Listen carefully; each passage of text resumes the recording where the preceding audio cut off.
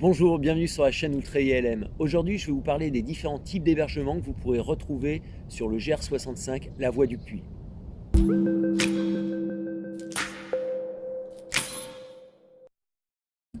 Sur le GR65, la voie du Puy, vous trouverez 8 types d'hébergements différents, à chacun son style, à chacun son budget. Vous trouverez la liste des différents hébergements dans le Miam Miam Dodo. Je vous l'ai déjà présenté dans une autre vidéo. Vous aurez aussi différentes adresses des hospitalités chrétiennes dans ce petit document qui vous sera donné, notamment celui-ci, c'était à la cathédrale du Puy-en-Velay.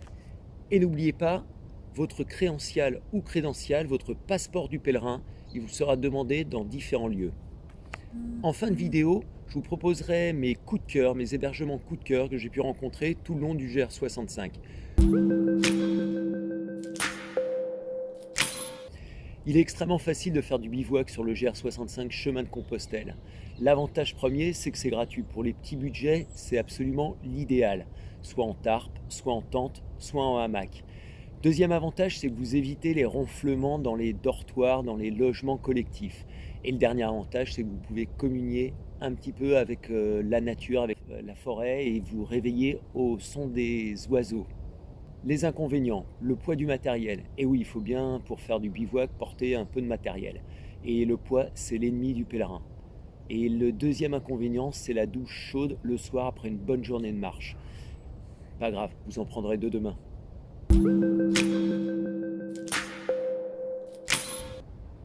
Vous trouverez pratiquement un camping dans chaque ville-étape sur le GR65 pour un coût de environ 7 € la nuitée. L'avantage, c'est que vous pourrez bénéficier des sanitaires, la fameuse douche chaude et aussi souvent il y a un petit snack et une épicerie de fortune pour le ravitaillement.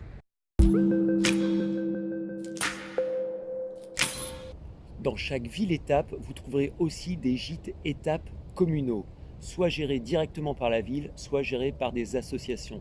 Ces petits gîtes dans des petits villages font vivre aussi l'ensemble du village. Vous allez au bar, vous allez à l'épicerie, vous allez au restaurant du coin.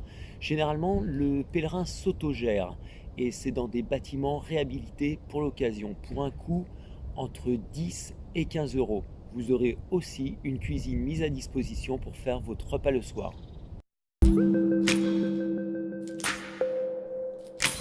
Les gîtes privés sont extrêmement nombreux sur le GR65 chemin de Compostelle. Alors ils sont plus ou moins chers, généralement entre 15 et 20 €. Le repas le soir à 10 € et le petit déjeuner à 5 €. Possibilité aussi de faire un panier repas pour le lendemain, un sandwich.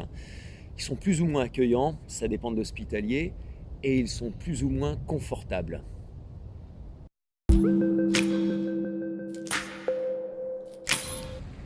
Dans la plus pure tradition des pèlerinages et notamment du chemin de Compostelle, vous trouverez aussi des donativos. Alors il n'y en a pas beaucoup sur le GR65. Souvent des communautés religieuses, parfois des particuliers. Donativo, ça ne veut pas dire gratuit, c'est une libre participation aux frais. Dans l'esprit, celui qui a un petit peu plus de sous en met un petit peu plus dans un tronc pour financer le pèlerin un peu moins fortuné. C'est la solidarité du pèlerin. Souvent un accueil absolument fantastique par des particuliers ou des hospitaliers.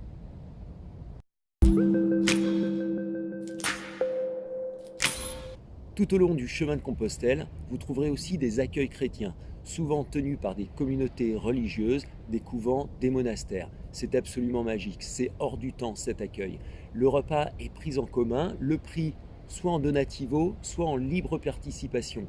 Il vous sera accueilli aussi par des hospitaliers bénévoles. Vous pourrez assister, si vous le voulez ou pas, aux différents offices religieux, notamment aux laudes, aux vêpres, etc. Et vous aurez une bénédiction la majorité du temps du pèlerin. C'est hors du temps. Même si vous n'êtes pas catholique ou chrétien, je vous invite à aller découvrir ces lieux. C'est souvent des bâtisses absolument magnifiques et des accueils vraiment chaleureux, dans la plus pure tradition des valeurs chrétiennes.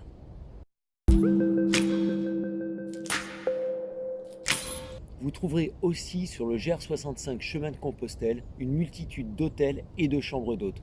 Alors les hôtels, chambres d'hôtes, il y en a à tous les prix, selon vos envies, selon vos budgets.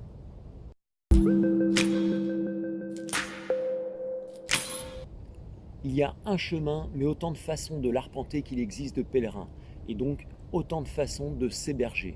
À vous de trouver votre hébergement, celui qui vous convient le mieux par rapport à vos envies, par rapport à votre budget. J'aimerais quand même vous conseiller les gîtes étapes communaux, les donativos et les accueils chrétiens. C'est là où vous ferez les plus belles rencontres. C'est là où vous vivrez des moments absolument uniques. C'est là aussi où il y a la majorité des pèlerins. Vous pourrez échanger avec des gens du monde entier.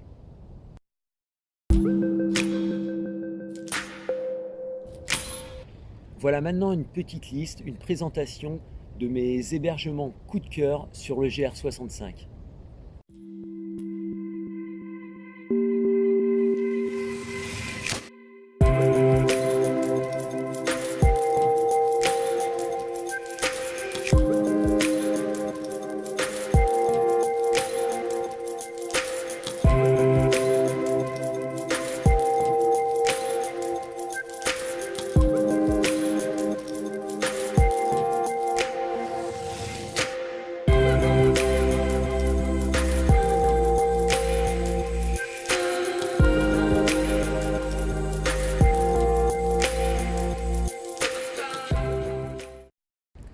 Merci, n'oubliez pas de vous abonner si cette vidéo vous a plu et à très bientôt sur la chaîne Ultria.